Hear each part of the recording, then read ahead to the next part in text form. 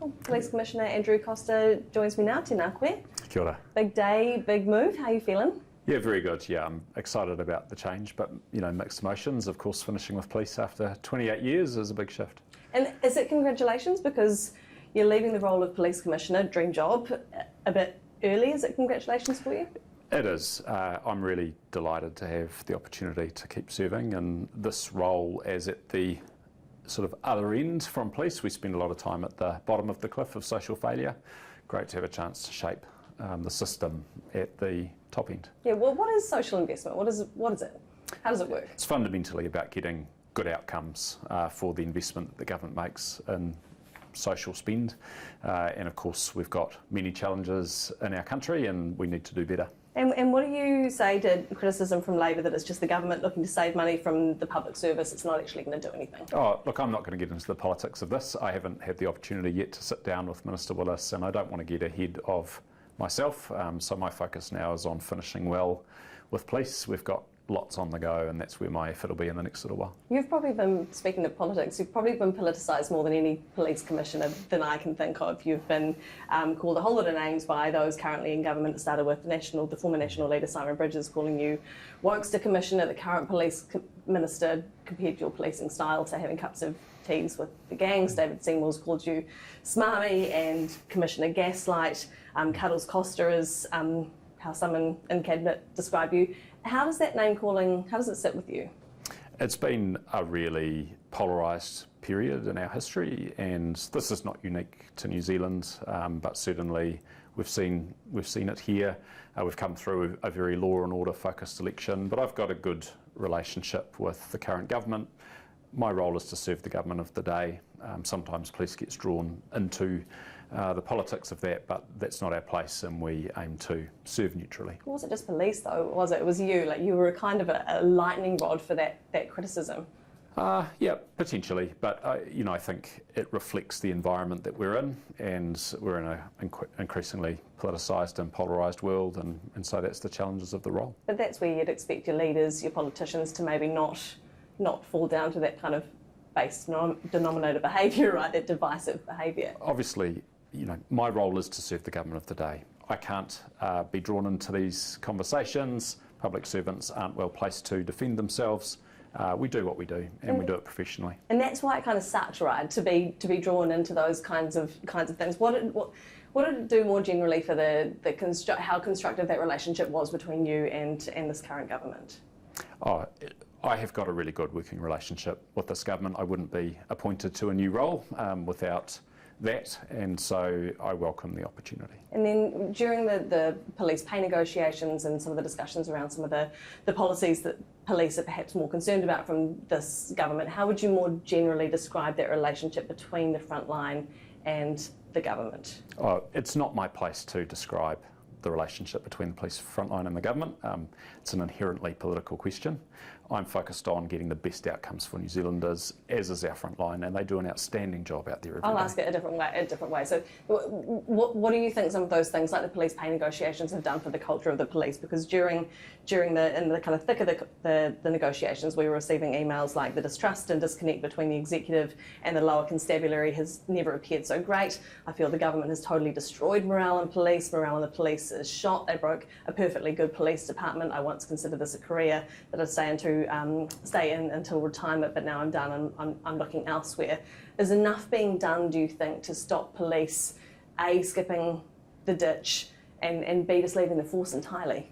Look, it's been a very challenging period for lots of organisations. The finances are incredibly tight and police has been impacted like that, as everyone is. We are not losing large numbers of staff to Australia. We can't detect the effective Australian recruitment in our attrition rate. It's running at its long run average of 4.5–5%. So there's been a little bit of a emphasis placed on the effect of that. It's actually negligible in terms of our overall usual rate at which people leave police. You must have received a lot of feedback like that from the front line as well, did you, during negotiations? I didn't have, I'm not allowed to communicate with the front line during bargaining. That's one of the trade-offs because the front line can't strike. But you must have been hearing that, right? That feedback was filtering out. I get the feedback. I had very little direct feedback from staff, but I'm certainly aware of the range of feelings that play out. And again, that's not unusual in bargaining, and particularly in a period where the money available to fund it was limited. But it's resolved now, and the police offer was the one that was selected as a fair reflection. So we need to move forward. And you think police are paid fairly now?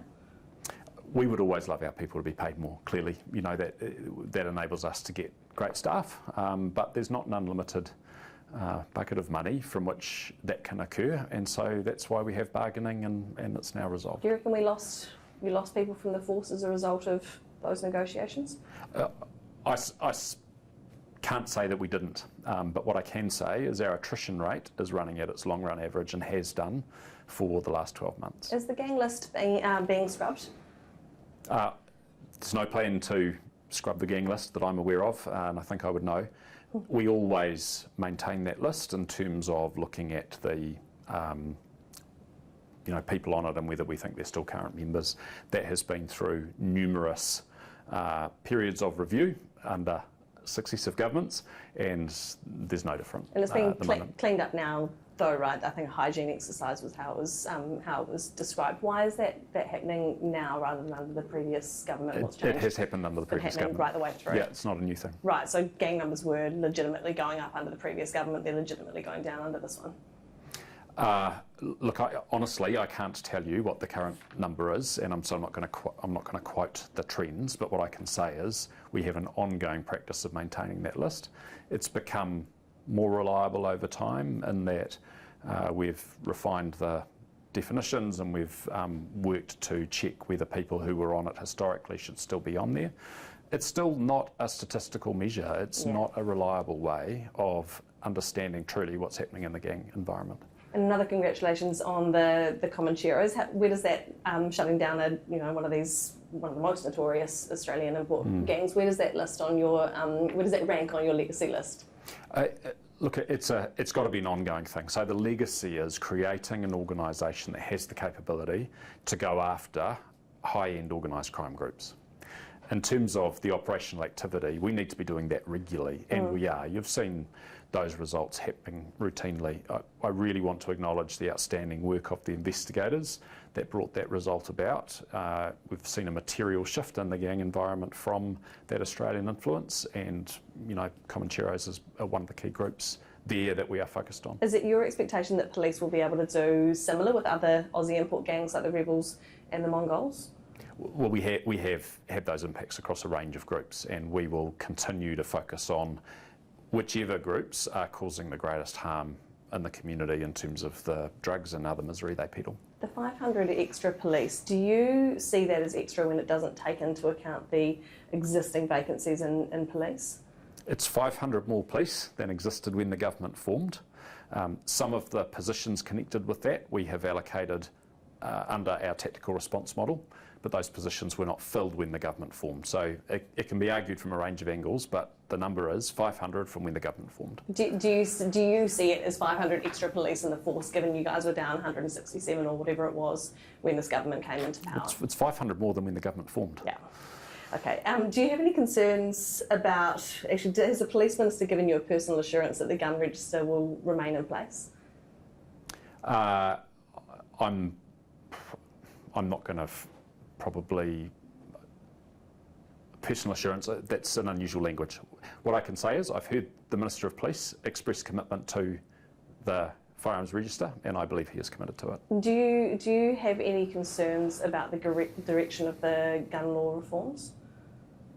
Police will give advice on those reforms. They are the subject of decisions by ministers, and our advice will be very clear on where we see there being risks, if there are risks, and on the things that we think are particularly important to protect. And there's something that's particularly important to protect. Would that be maintaining the ban on semi-automatic firearms? That was something that police strongly supported, particularly in the wake of the Christchurch mosque attacks, but also in terms of it being a risk that is reasonably managed by regulation because of the harm they can do. Do you support the police association's view that the the minister, that the Actor Party minister, Nicole McKee, a former gun lobbyist, shouldn't be responsible for the country's gun laws? Look, that is a political question. I'm just not going to comment on that. Are you concerned that if some of those gun laws are softened, that it could put more police at risk?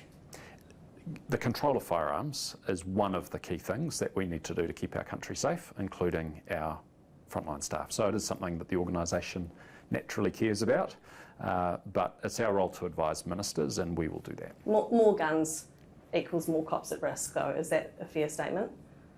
Well, it's actually not so much about more guns or fewer guns. It's about ensuring that guns don't fall into the wrong hands. Yeah. If there are more guns, there's a higher chance of those guns falling into the wrong hands, right? Not necessarily. It is actually primarily about how those guns are made available and to whom. And so that's where our focus would be. I will have to finish up, Tova. Yeah, the gang patch ban, just quickly, are you concerned that could put more officers at risk going in there and taking clothes off dangerous thugs? The gang patch ban is an opportunity for police to make a difference to the visible presence of gangs in communities, which concerns lots of people. So there's an opportunity there. We will need to go about that in a well-advised way, and we will. And it wouldn't be an exit interview if I didn't ask you if you had any regrets. Any regrets? Oh, look, you'd be dishonest if you couldn't look back on your own performance and say I could have done this or that differently. But I'm very proud of what we've achieved in my time in the role through one of the most difficult periods in our country's history. So it's been a privilege, and I'm looking forward to the future. Thank you very much, Police Commissioner Andrew Costa. Thank you. Go well. Thank you very much.